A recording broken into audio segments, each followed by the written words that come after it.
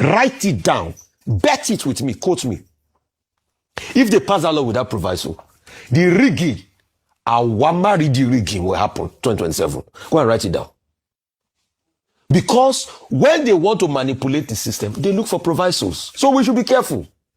I think we'll be able to nullify every argument.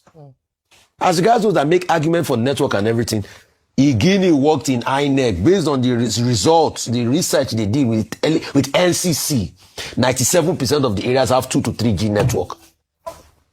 If I remember this, I think in 2003, elections too were supposed to be held, first dated to be held around the period for, I think, Christian holiday and all of that.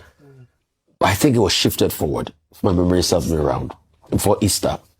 So this one, there's a strong point because you want people to come out and vote. But I think the biggest story over the weekend as regards election was the point of view by Mike Igini and the letter he released to many media houses, where he nullified all the counter arguments people make as regards transmission. He said, not my words, that 97% of the area of coverage in this country has between 2G to 3G network. And the other areas, the 3%, they have effectively accounted for those areas. Those are the areas they call blind spots. They did this study before the elections.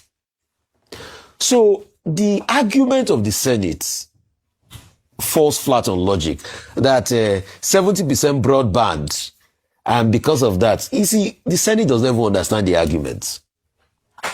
You are talking about broadband. What we are talking about is 700 kilobytes of data transfer.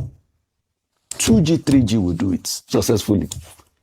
So the argument the Senate was trying to put forward was wrong. But I think the greatest argument we should now have should be about, number one, if what is on the IRF portal cannot be made justiciable as evidence, we are joking. No? We should ask for full transmission so that the process will go well. Once you put in provisos, any proviso that they put in that is accepted by generality is as good as not having an election. And mark it down. Mark my words. If they pass that law, without proviso, the electoral rigging and shenanigan that happened in 2027 will be mind-blowing. Write it down. Bet it with me. Quote me. If they pass that law without proviso, the rigging, Awamari rigging will happen 2027. Go and write it down. Because when they want to manipulate the system, they look for provisos. So we should be careful. I think we'll be able to nullify every argument. As regards those that make argument for network and everything, Igini worked in INEC based on the results, the research they did with NCC. 97% of the areas have 2 to 3G network.